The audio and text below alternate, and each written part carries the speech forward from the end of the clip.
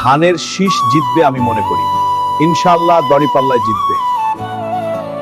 প্রবাসীদের 5 লাখ ভোট গেল কার পাল্লায়, এটা স্পষ্ট না, তদন্ত হওয়া দরকার। হ্যাঁ, কিন্তু 1 বছর হয় চলে গেলাম,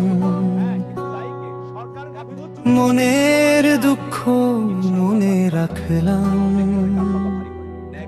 কিছুই তো আর বুঝতে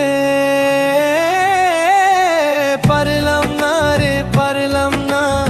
রাজাকার সব ফাঁসি দিলাম, জেল জুলুম আর আয়না ঘরে ঘুম করিলাম, তবু আমি থাকতে পারলাম না, কিছুই আমি বুঝতে পারলাম না রে।